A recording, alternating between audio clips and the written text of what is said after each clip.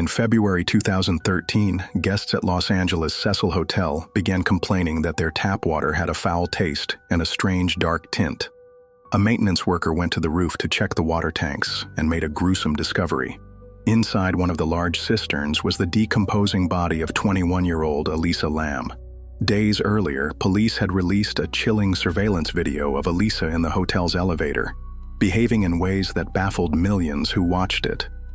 In the footage, Elisa presses every button, crouches in a corner, then darts into the hallway as if fleeing an unseen pursuer.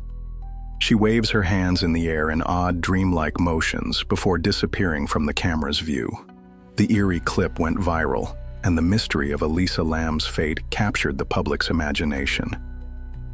How did a young traveler on a solo adventure end up dead in a hotel water tank under such bizarre circumstances? Was it an accident or something more sinister? Countless theories, from the logical to the supernatural, have been put forward. This is Black Box Investigation. Before we begin, subscribe, and don't miss what's next. Today we dive deep into 5 prominent theories about what really happened to Elisa Lam.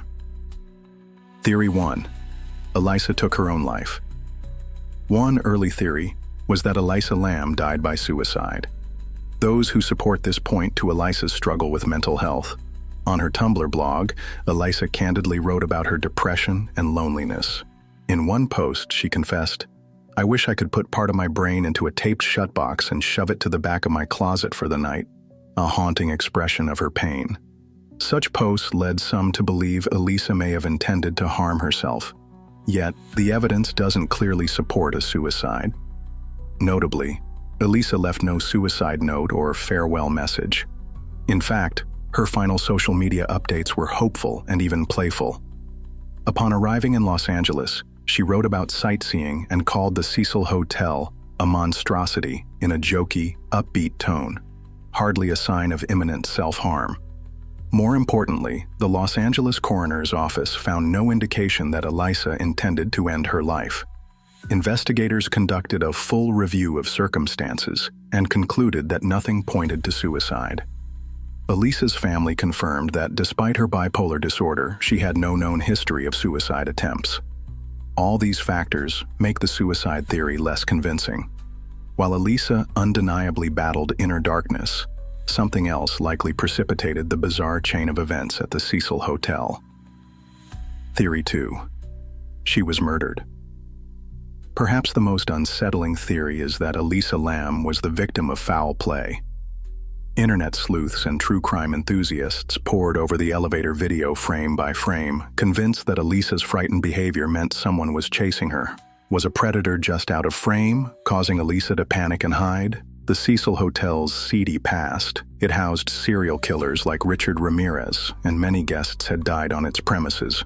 Fueled speculation that Elisa met a dangerous individual there. Some even wondered if a hotel staff member with access to restricted areas might have harmed her and concealed the crime. Proponents of the murder theory pointed to perplexing details. For one, Elisa's body was found nude, with her clothing in the tank. Could that indicate a struggle or assault? They also noted initial reports that the water tank's heavy lid was found closed when her corpse was discovered, arguing that Elisa could not have sealed it herself from the inside. If the hatch was closed, it implied someone else might have been involved to shut it. However, this particular mystery was later resolved. The hotel's maintenance worker, who first found Elisa, stated that the tank lid was open when he came upon her body. He himself closed it before police arrived. In other words, the once suggested impossible closed lid was a false lead, not proof of a cover-up. Still, questions persisted. How did Elisa even reach the roof, which was supposed to be locked and alarmed? Here, too, the answer appears more mundane than murderous. Investigators learned that the Cecil's fire escape provided easy rooftop access without triggering alarms, and Elisa's scent was traced to a window leading to a fire escape.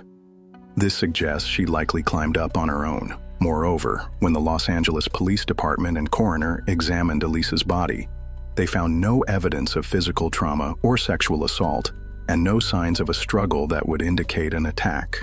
The autopsy noted some unusual findings, like a pooling of blood in her anal area, which armchair detectives seized upon as hints of rape or violence. But medical experts clarified that these were most likely artifacts of decomposition and bloating after death, not injuries inflicted by an attacker. Elisa's parents filed a wrongful death suit against the hotel, implying negligence, but even they did not allege murder. In fact, that suit was eventually dismissed due to lack of evidence that the hotel could have foreseen or prevented her death. As much as many wanted someone to blame, the hard evidence for homicide simply wasn't there. Investigators like Detective Wallace Tennell, who worked the case, affirmed that no second person's DNA or fingerprints were found. Nothing to suggest Elisa wasn't alone at the end. That hasn't stopped the internet from spinning wild accusations. At one point, a Mexican death metal musician named Pablo Morbid Vergara became the target of online ire. Why? Web sleuths discovered he had once stayed at the Cecil and posted dark music videos, leading them to falsely conclude he must be Elisa's killer. The speculation was entirely baseless. Vergara was in Mexico at the time of Elisa's disappearance and had never met her. The poor man was harassed so viciously that he had a mental breakdown, a grim reminder of how dangerous unfounded accusations can be. In the end, police found 0 credible suspects and no hard proof of murder. The Elisa was killed theory makes for a frightening story, but it's not supported by the facts as we know them. If you're still listening, you know what to do. Hit like and subscribe to support us and our investigation. Theory 3. Drugs or hallucinations. Another popular theory posits that Elisa's strange behavior was caused by intoxication, that she was on some kind of drug, which led to a fatal mishap. It's easy to see why people thought this. In the elevator video, Elisa's movements were so erratic that many assumed she was hallucinating or high on a party drug. Perhaps she took something that caused paranoia, making her believe someone, or something, was after her. Could Elisa have been under the influence, climbed into the water tank in a delirious state, and drowned? Toxicology results, however, tell a different story. The Los Angeles County coroner's toxicology found no illegal drugs or alcohol in Elisa's system. Vice News later confirmed that nothing like ecstasy, hallucinogens, or heavy intoxication showed up in her lab tests. This seems to debunk the drug theory. Still, some observers aren't entirely convinced. They argue that Elisa's body had been in the water tank for over 2 weeks, enough time for certain substances to degrade or become undetectable. It's true that the toxicology screen had limits. For instance, it didn't test every obscure synthetic drug, and the decomposition process can break down chemicals. But there's no positive evidence she took any such substances, only speculation. What the toxicology report did reveal was illuminating in another way. Elisa had very low levels of her prescription medications in her blood, far lower than expected if she'd been taking them regularly. In other words, Elisa was likely under-medicating or had stopped taking her bipolar meds in the days leading up to her death. This is crucial because Elisa had been diagnosed with bipolar I disorder and depression, and she needed those medications to manage severe mood swings and psychosis. Her family later admitted that Elisa had a history of not always taking her meds, and even occasional hallucinations during past episodes. Without her treatment, she was vulnerable to a psychotic break. So while no recreational drugs were in Elisa's body, the absence of her prescribed drugs might have been just as dangerous. Many investigators now believe Elisa was suffering a manic or psychotic episode on the night of her disappearance. This could explain virtually all of her odd actions, talking to herself or unseen figures, hiding, fearfully pressing elevator buttons, without invoking any external villain. In a sense, Elisa's own mind may have betrayed her, leading her to act irrationally and ultimately fatally. Theory 4. A deadly copycat game. Some theorists have pointed out a spine-chilling coincidence. Elisa's death bears an uncanny resemblance to the plot of a horror film. In the 2005 movie Dark Water, a young girl's body is found in a building's rooftop water tank after residents complain of discolored, foul-tasting water coming from the taps. Sound familiar?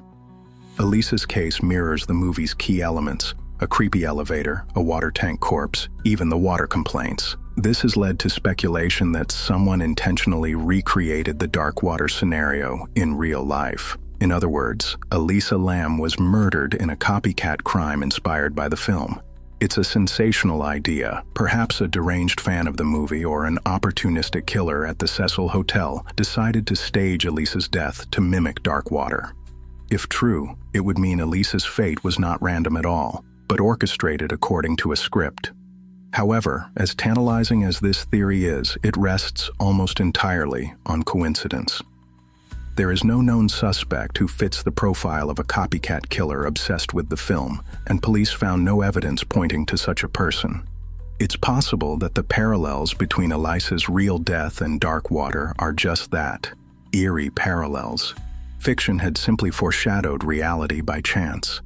The Cecil Hotel had plenty of dark history to begin with, and Elisa tragically became part of it. A horror movie-like scenario did play out, but there's no proof it was because someone deliberately set out to copy a movie. The copycat murder theory remains an intriguing but unsubstantiated one, a reflection of our tendency to find patterns, even where none may exist. Theory 5. A government conspiracy, the TB test theory. Our final theory veers into conspiracy territory. This one is definitely out there, but it's been widely discussed online. Around the time of Elisa's disappearance, Los Angeles' Skid Row, just a few blocks from the Cecil Hotel, was in the grip of a severe tuberculosis outbreak. Thousands were at risk, and health officials were scrambling to contain it. Here's the bizarre part. The name of the TB diagnostic test being used is LAMELISA, short for lipoarabinomannan enzyme-linked immunosorbent assay. Yes, LAMELISA. The test's name is essentially Elisa's name in reverse. To many armchair sleuths, this coincidence was too bizarre to ignore. They speculated that Elisa Lam's death and the TB outbreak were secretly connected. One version of this theory claims that Elisa was a biological weapon or guinea pig in a clandestine experiment. Perhaps, they say, she was deliberately infected with a new strain of tuberculosis that targeted the homeless population on Skid Row, and her death was staged to cover it up. Another variant suggests a grand cover-up, that Elisa found out about some government plot involving the TB outbreak and knew too much. In this narrative, shadowy agents might have silenced her and dumped her body in the tank, leaving a literal code, her name, in the disease testing kits as a twisted calling card. It's the kind of theory that belongs in a Hollywood thriller, and that's exactly its problem.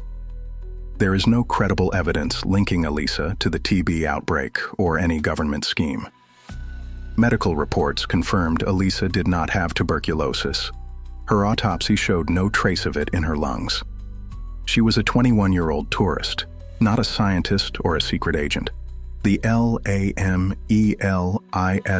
test name is almost certainly a freak coincidence born of technical abbreviations and scientific jargon.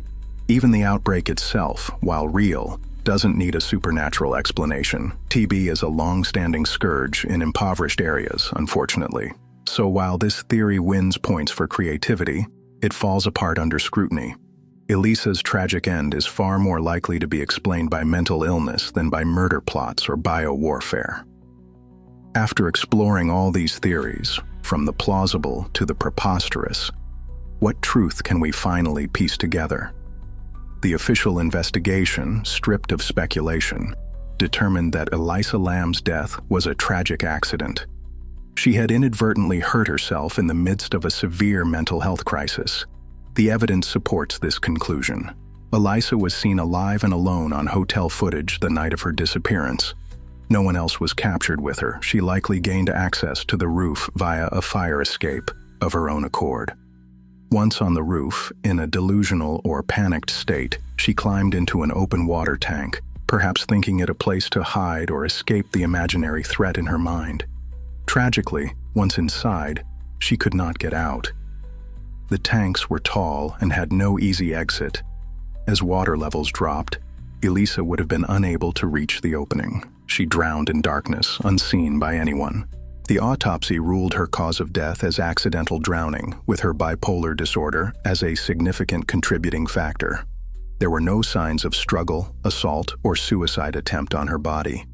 In essence, all the high-profile mysteries, the creepy video, the internet rumors, the coincidences, boil down to a young woman's untreated mental illness, leading to a heartbreaking outcome. It's a simpler, sadder explanation than many would like, which is perhaps why Elisa Lam's case attracted so many elaborate theories. The story has all the elements of a thriller, but the reality appears to be an avoidable tragedy that spiraled out of control.